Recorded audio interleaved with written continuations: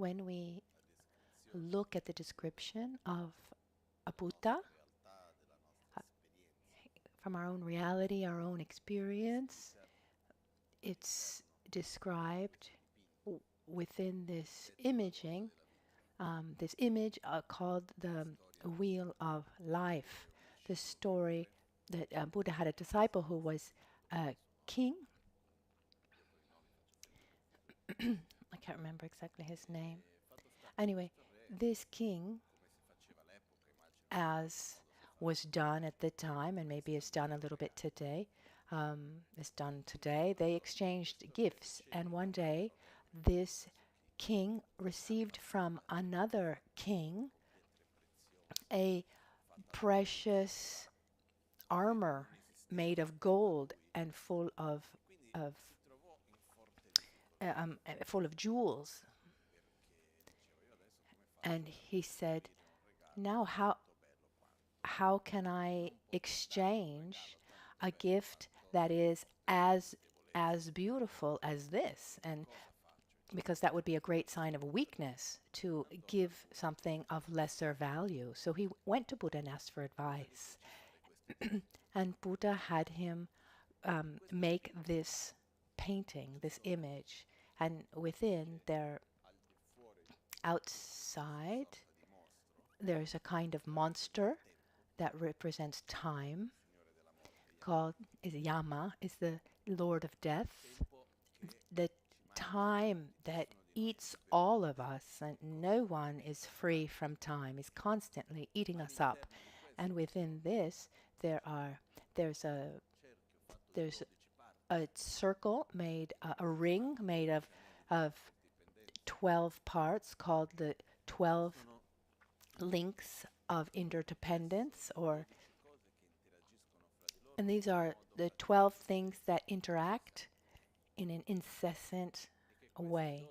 And these 12 processes manifest themselves through this process of birth,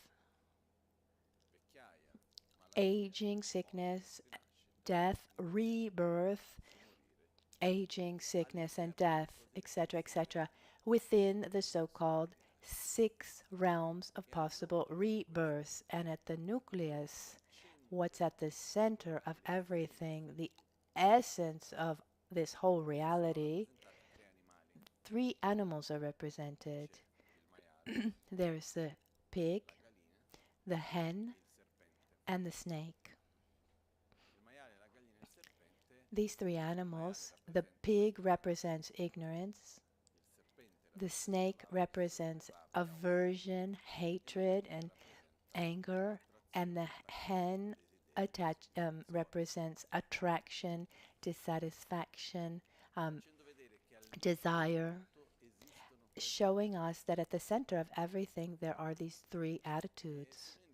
And if we go to see, and through this gift, the king realized the ultimate nature of phenomena, and then as a consequence, this is our patrimony, and we have access to this. And when we see this image, very often we try to see it through an optic, a kind of description of the cosmology in which we live. And that could work, but it's mostly to show us our own experience, our daily reality. And in our daily reality, at the essence, at the base of this, there are these 3 forces. This force of attraction, the force of aversion, and the force of neutrality, where there's neither attraction nor aversion. And I ask myself this question: let's imagine a being that is completely free from the conditioning cycle of existence, the so-called samsara, a so-called Buddha. Does a Buddha have these 3 forces or not? attraction, aversion. Does Buddha have aversion or not?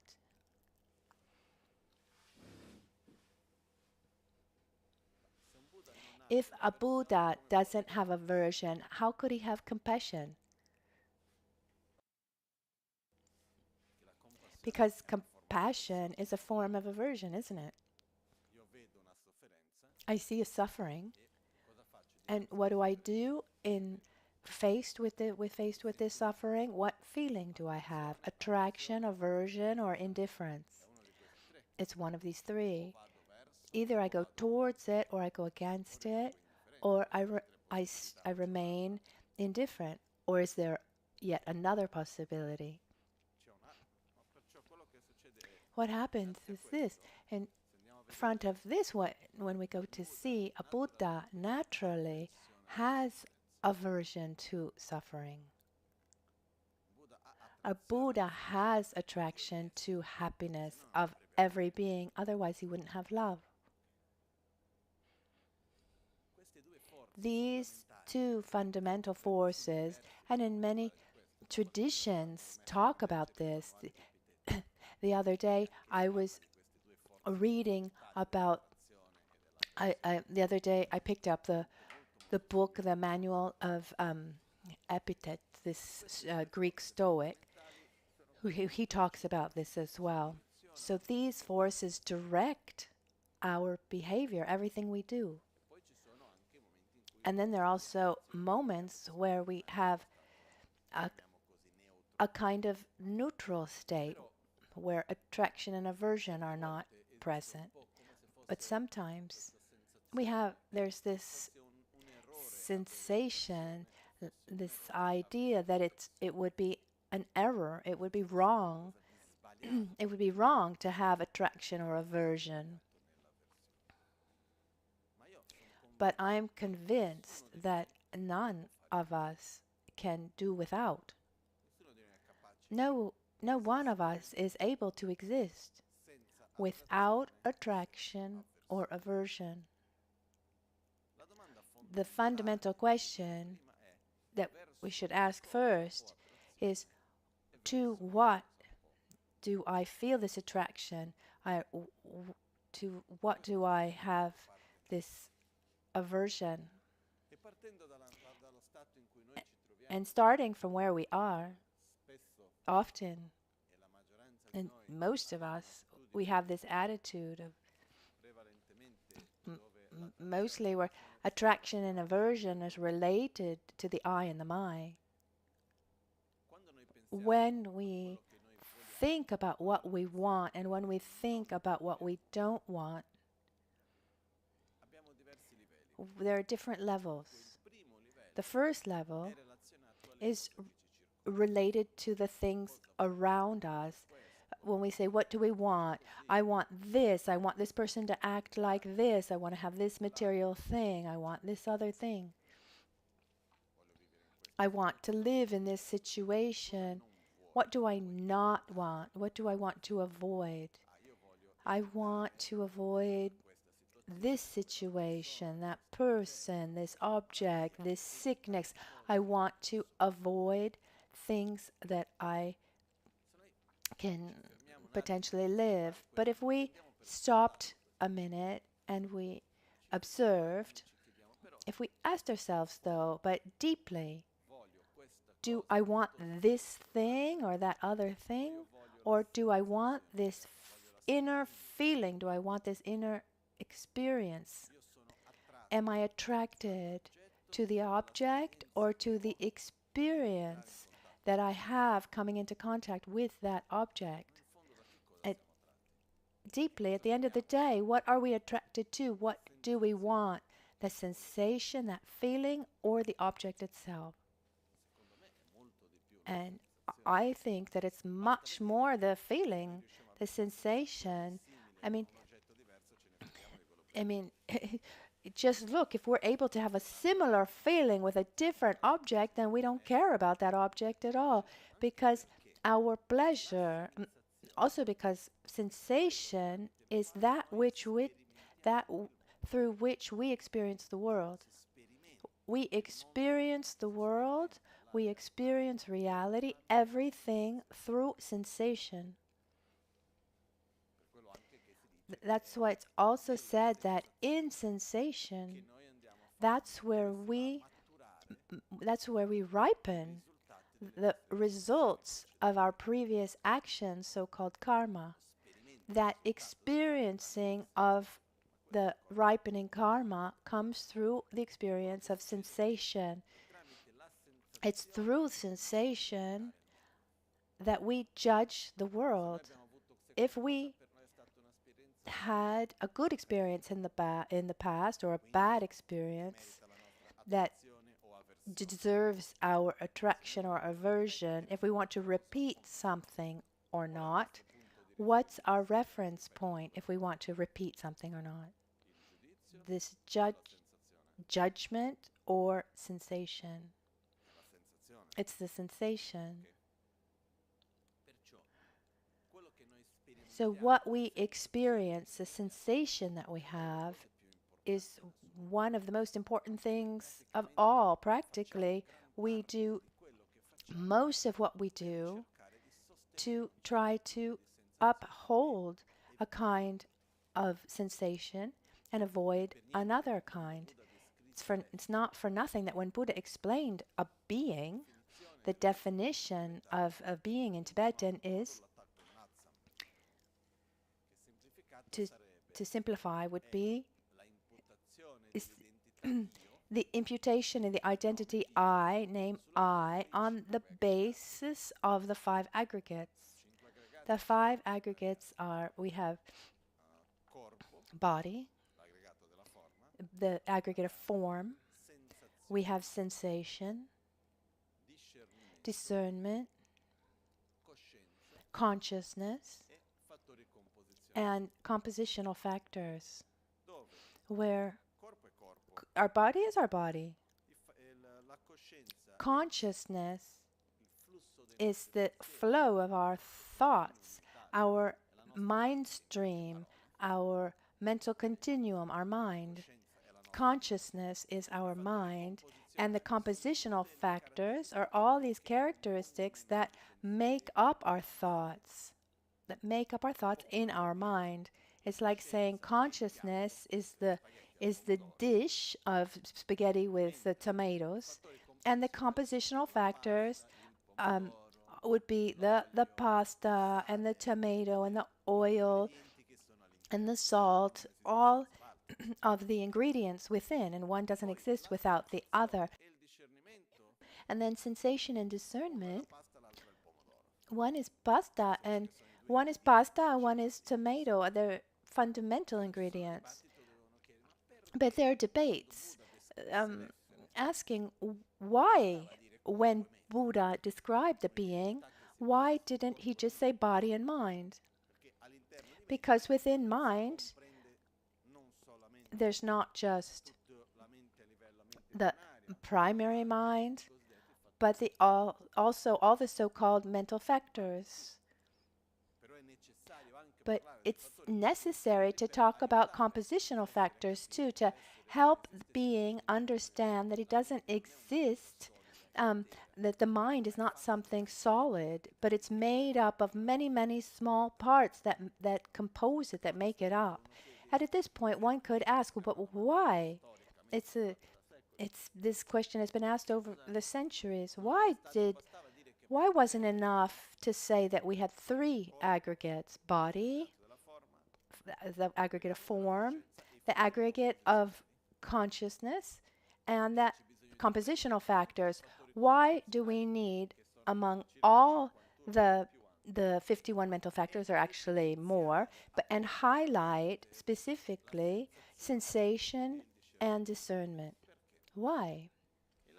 And the answer that we find within Buddha's teaching, in the Abhidharma Kosha mostly, says that the reason why Buddha mainly gave this emphasis on sensation and discernment is because most conflicts that we live are caused by attraction an aversion to sensation.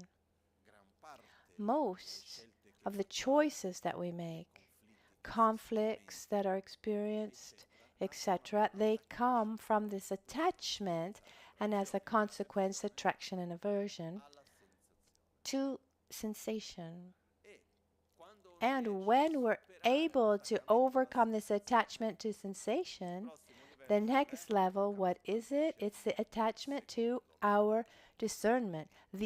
In my opinion, or in and it's said that when there are men and women who are wiser and are able to transcend this attachment to their own sensation, often there's the conflict, this attraction and aversion to the discernment, to their own ideas. In my opinion, it's like this. I think it's like that. Whatever. We can talk and talk about why it's like this, why it's not like that. No, it's round. No, it's square. We can spend hours to talk about it. So the two fundamental things for which we enter into conflict, and as a consequence we suffer, and we generate a world. How can I say? This vicious cycle is based on our attachment to our sensation and our discernment. For most of us, very often, what's stronger? Attachment, this grasping, the strong grasping that manifests as attraction and aversion. And when I grasp strongly at sensation in general, naturally I generate attraction to one and aversion to something else. What do we grasp at first?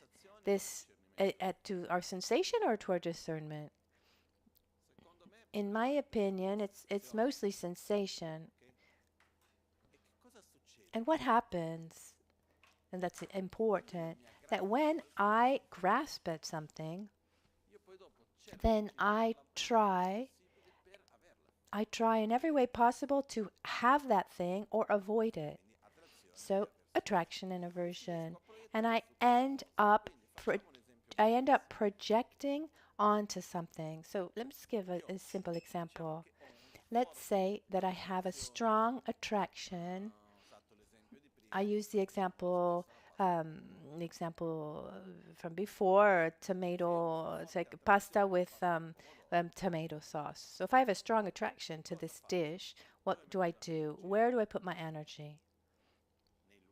In places and people and the ways possible to obtain a dish of pasta with tomato sauce, and the time that I'm able to get it, it needs to be that perfect, that right kind of tomato. The pasta then needs to be cooked al dente. So the point is, I want to experience something, and I project it onto something. So there's a relationship between cause and effect. I want that sensation. I project my happiness onto the things that I think can bring that sensation, cause that sensation.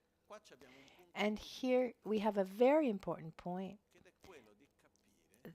To understand that our sensations are not always just simply as they're described in Buddhist texts, the most important ones, as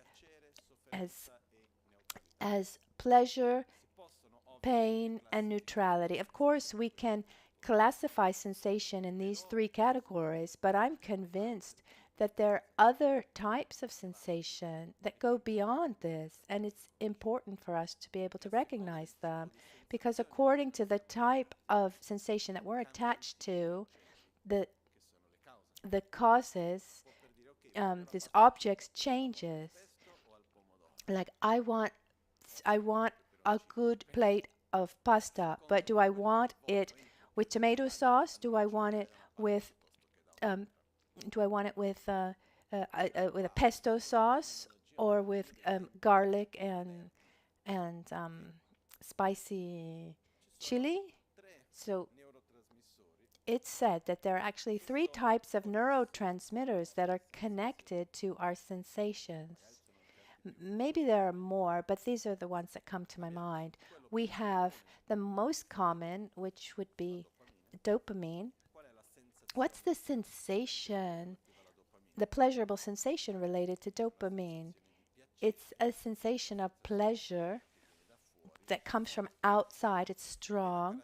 And the strong characteristic of dopamine is that once that experience ends, once that intense experience ends that takes us fully, that the stronger the void that comes after. And that's a very important um, experience, without which we wouldn't have the desire to reenact the experience. This is very important related to our system of reward.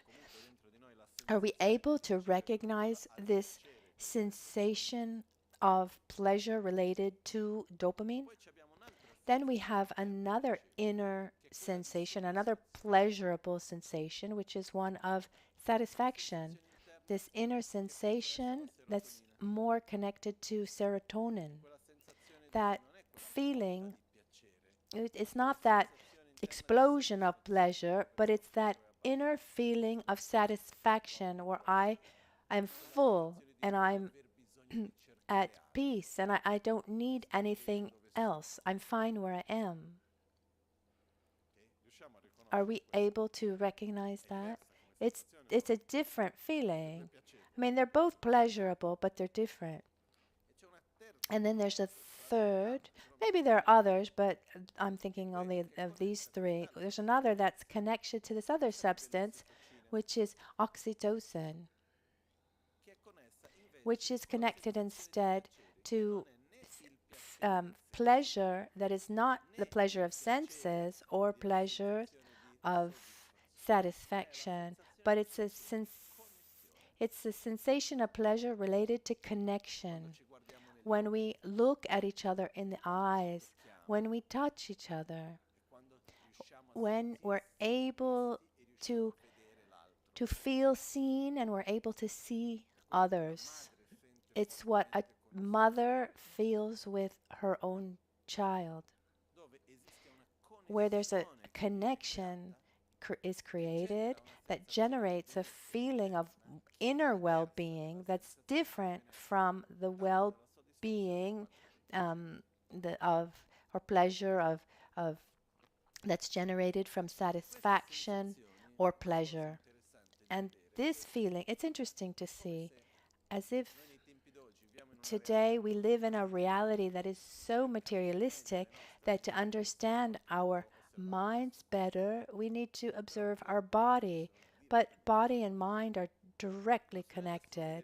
But if we looked at the chemical process of each of these three neurotransmitters, what happens from the very little that I know is that that sensation of pleasure is something that is intense and short-lived. And when it ends, a great void comes when it ends. That feeling of satisfaction, it takes more time to create it. It's gradual, but it's something that remains for a longer time. And that sensation of connection is something that is more intense than satisfaction, but also needs to be upheld. It's not that obvious to reach that feeling, have that feeling. But these three aspects can't necessarily be present altogether. And I repeat, I mean, this is within what I've been able to understand is the more dopamine I have, the less serotonin I have, chemically speaking. In other words, the more I have a greater experience of pleasure that is external and intense, then then the less feeling of calm I'll have, because a great feeling of pleasure generates agitation, and satisfaction generates a sense of calm. They're opposite in this sense. The important thing that I want to get to is we can reflect, look a little bit within, and ask ourselves clearly, what type of sensation do I want to have? What type of pleasurable sensation am I attached to? Where am I, and what do I want? Because among these three, what are they and which one do I want? Because among these three, what's the best? I mean, the best would be to have a little bit of everything. But what happens is we project our happiness mostly on one of these three, on that first one, on pleasure. And so what happens is if I am strongly grasping at this sensation of pleasure, which is the most superficial of all three, where do I project my happiness? Onto the things that generate that sensation. Because obviously, the final objective is to be free from the slavery of this grasping at this sensation and discernment. And we're talking about a more advanced level. Before getting to a level where one can transcend this attachment to sensation and discernment, we can at least try to refine that attachment and go from something that is not sustainable to something that is more sustainable. So, what do I want? Do I want to feel these blasts of pleasure, or do I want to have a sensation of calm and satisfaction? And observe these two, and mid and long term, because if we look with a kind of microscope and look within, take those specific moments, the minimum moments of those experiences, among those three, which one wins out? I think the pleasure. That moment of intense pleasure, is so much energy. It's like a blast of experience. But if I take 3 steps back and I look at it from afar, it's not that attractive. But what happens is, in our life, we get what we want. We put energy in what we want. And the fact that we grasp at our sensation, even if I repeat it, in the end, we need to transcend all of this. But in the meantime, here we are. What type of sensation am I attached to? Do I grasp at? And what kind of cause am I looking for? Because, for example, a person who has an altruistic feeling, who likes helping others, who is always there helping others, has a very loving feeling, has a sense of pleasure by doing all of this, right? Yes. Because, for example, dopamine is strongly connected to taking, receiving. It's using up with our senses. Serotonin is much more connected to giving, sharing. So I would say someone who is totally attached to his own senses and someone who is dedicated fully to others, they're probably both strongly attached to this feeling, these feelings, because when we're able to come into contact with another person, another being, and and we are able to do something for them, it generates a feeling of pleasure, which is not the same pleasure that's generated from the pleasure generated from our senses. No, this giving, this giving lasts longer, and it's related also to this connection that we connect with others. And we could say that very often, not always, but very often, when someone has an act of love, altruism, or is doing something for someone else, at the basis, there is some kind of selfishness because there is this feeling of pleasure that one is attracted to, of well being. But it's important for us that, I mean, because we are, no matter how selfish we are, as I said before, I mean, the process is all about overcoming this selfishness. But in the meantime, we are selfish and we are attached to our own sensations.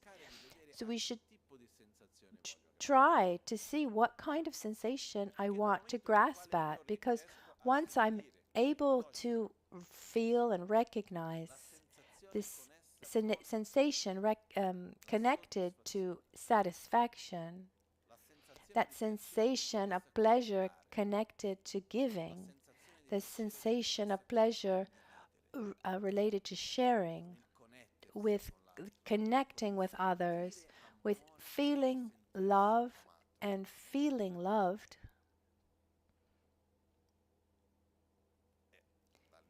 from my experience, is much better than any other um, physical sensory pleasure that I've ever experienced. Nothing against sensory pleasures, sensorial pleasures. Another reason is once we're able to have this deep feeling that comes through sharing, coming into contact, um, um, feelings of love, etc., it's something that when that moment ends, this, that pleasure remains. And it doesn't generate that void that sensorial pleasure generates when it ends. The main point is that if I want that type of sensation, I need to look for interactions that bring me that type of sensation. And if we go to see what the mechanisms are that generate dopamine, what are the mechanisms that generate serotonin, what are the mechanisms that generate oxytocin, they're very different mechanisms. We are much more mechanical than we can imagine. We are very simple beings, much more than we can imagine. We imagine ourselves sometimes as beings that are complex here and there, but no, we're quite easy. And it's very easy also to manipulate us. It doesn't take much. So there are certain types of interactions that bring a certain type of sensation. And if we're able, I'm just repeat it one more time, if we're able to observe the type of sensation that we want, I've understood that I'm attached to the feeling of pleasure, but what type of pleasure do I want? And and be able to connect to that type of pleasure that I want, through the necessary um, interaction that will bring me that type of pleasure. Remember that an interaction is not just physical, it's also mental, because interactions, even the course of interactions, of sensory pleasures, is our mind a big factor in that experience? As I'm eating something, drinking something, when I'm in a physical contact with someone, does my mind play a part in that experience? Absolutely. That same physical experience doesn't always bring the same sensation. If I do the same experience willingly, or if I'm forced to do that same thing, what kind of experience do I have? It's very different.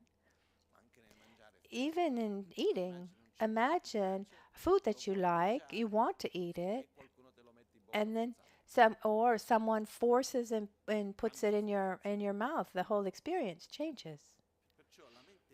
So our mind, the way we experience something, plays a part, but not only, but it plays a large part in how we experience that experience. But these feelings of fullness, that comes much more through giving, through sharing, than instead of taking and obtaining, getting. And I invite you to observe this, have your own experience. When we're able to share with someone else, to offer something with an open heart, sincere heart, how do we feel? Is it a sacrifice? Are we losing something? Or is there something that fills us up? And if that fills us up, if that fills us up and it works, let's put much more energy into that and tell ourselves, this is what I want. And this remember that phrase, selfishly speaking, it's better to be altruistic, which seems like a play on words, but it's not, because this feeling of fullness and connection, we can have the most amazing experience that I've ever had. But it can be had by activating that sincere and deep feeling called love. When we take our feeling of attraction and we expand it towards others.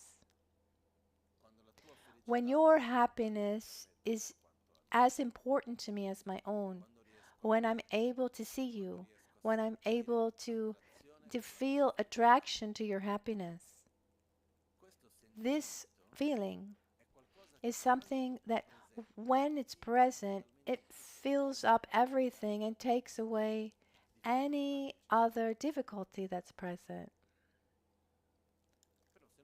But if we want to have this sensation, we need to nourish it. We need to look for its causes and not wait for it to come in an automatic way by itself. And here, this very simple process that we have, we see that it's important. Here, I put energy into what I aspire to, what I desire, what I want. I aspire to, I want what I believe in. But this believing comes at the basis of another desire, as if there were a deeper desire.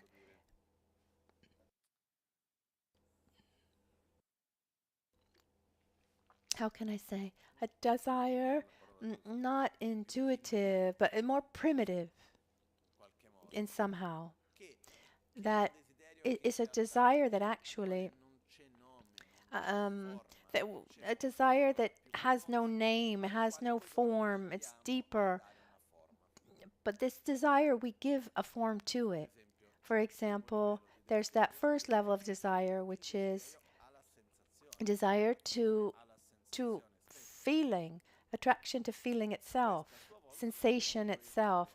And here we project, okay, I need to go to that place, I need to meet that person, I need to experience this or that or the other. And that has the characteristics that allow me to experience that pleasure. So I want it.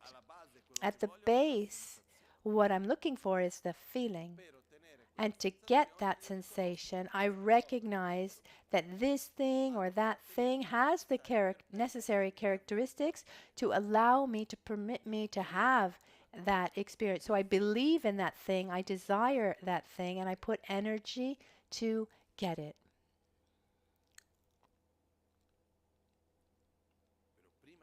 But first, before asking what do I want around me, we need to ask ourselves what kind of sensation what kind of sensation am I looking for? What sensation of pleasure am I looking for?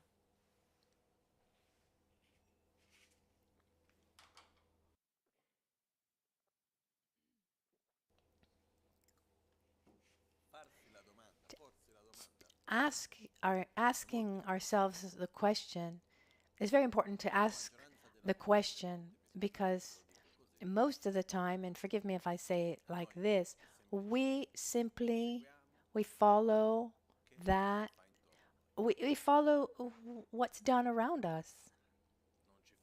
We don't stop and ask ourselves. We don't activate our free will. We're much more influenced than we think. We follow what's there, the common view around us. And I'm not talking about any kind of conspiracy theory. No, I'm saying that if there are 10 of us and one starts wanting that one thing, and the others say, "Oh yeah, me too," and then we're 4 who want it, and then when there are 8 of us who want that thing, at that point we don't even ask anymore, and we all influence each other naturally over time. And we live in a time where among these 3 types of sensation that we've talked about, which one is given most importance? The easiest, the most immediate, and the least long-lasting, and the easiest to sell, actually, too, which is pleasure.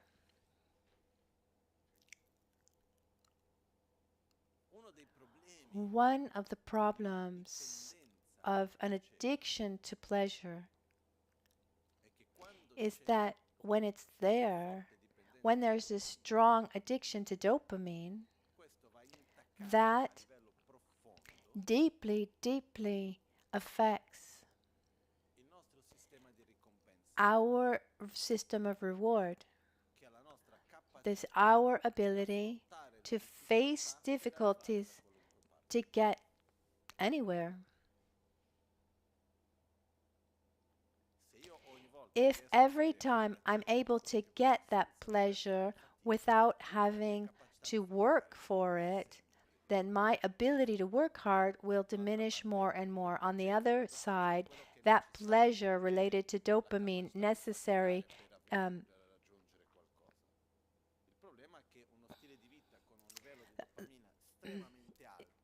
The problem is a lifestyle with an extremely high level of dopamine will destroy our ability to have higher objectives and face difficulties and have the inner strength and trust in ourselves, where we say, I am willing to face difficulties to reach this objective.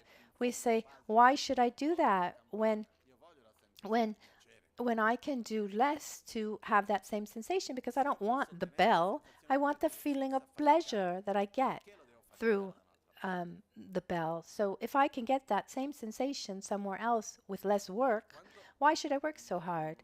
And once we get into a kind of loop like this, we're not we're not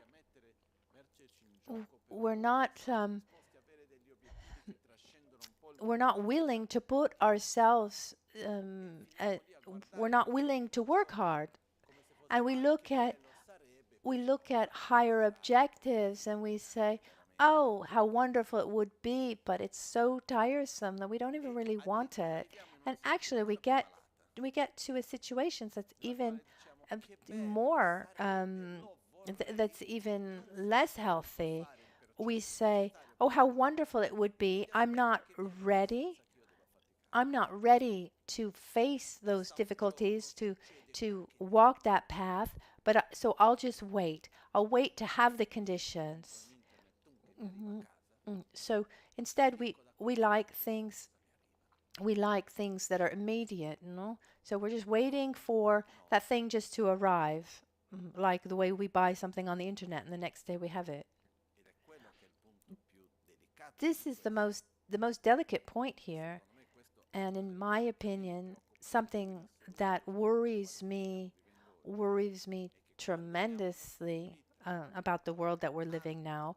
When we have a lifestyle with a very, very high level of dopamine and pleasure, not only is a greater level of dissatisfaction created, but creates also a level, our our level of being able to work hard or to have meaning in life, set objectives, is just lower and lower. So our experience becomes more and more superficial. So today I want to ask you, don't take for granted where we project our happiness, where our pleasure, because if we observe our desire on a more often we observe our desire on a more superficial level and not but when I'm able to see that what I want is a sensation, and we ask ourselves what type of sensation, if I want to feel satisfied, I need to do things that generate that type of sensation, that satisfaction. If what I want is the sensation that comes through connection, that's what we need to do things that will generate that. One more time, I invite you to try for yourselves. Observe yourself. What sensation is present when when my sensory pleasures are stimulated, and then how do I feel during and right after? I mean, the best research. We are the best researchers. That, if we can use ourselves as as objects of our own research, and then what happens? How do I feel when I open up my heart? When I'm able to share something with others? When we look at each other in the eyes? When there's a moment of sincere sharing?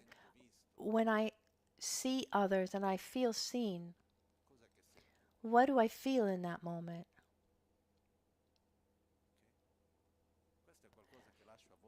So I leave this up to you to reflect on and to observe. And on this basis, naturally, we put effort into getting what we want. And just a side note,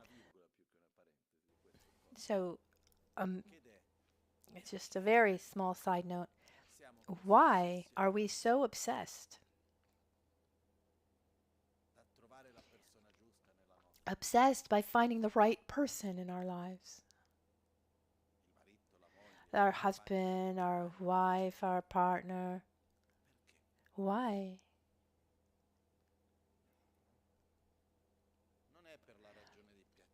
It's not for sensory pleasures, because we live in a time where we we have a liberalization of pleasures, um, um, that's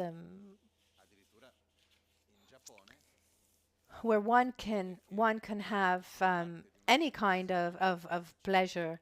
Um, e- e- Even in Japan, for example, there are robots that exist today to satisfy the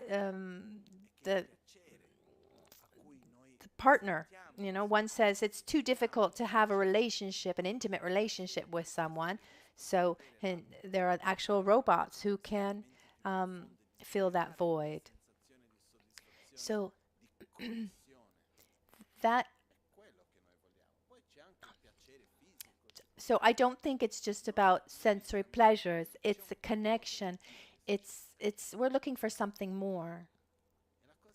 And what's interesting is that something more that we're looking for at the end of the day, deeply, not in everything, but in most things, it's coming in contact with our own feeling of love. Because when we're able to love, that generates a marvelous state of being, right? And and and uh, that's one reason why we're so attached to our own children and to our the ones that are dear to us, because it's through the other, through that person, um, with with whom I was able to come into contact with these feelings of connection, love, something so beautiful and deep. And so I have a strong attraction to that person, um, through which I experience these special feelings. I don't know if that's clear. So at the end, what we want is is to have this.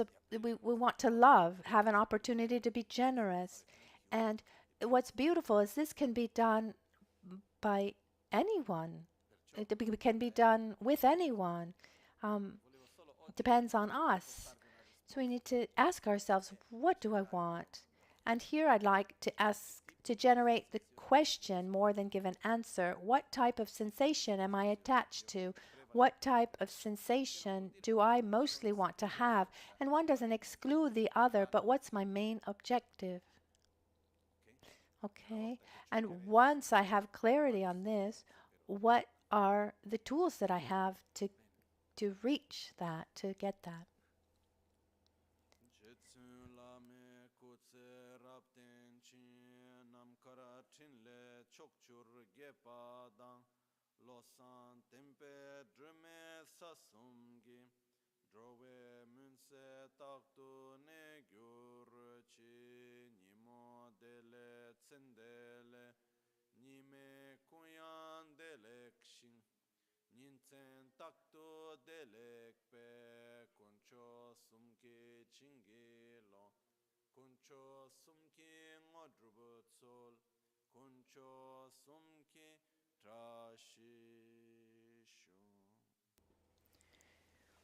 At dawn or at dusk, at night or midday, may the three jewels grant us their blessings. May they help us to obtain all realizations and sprinkle the path of our lives with various signs of auspiciousness. Tâchez-le. Have a nice day.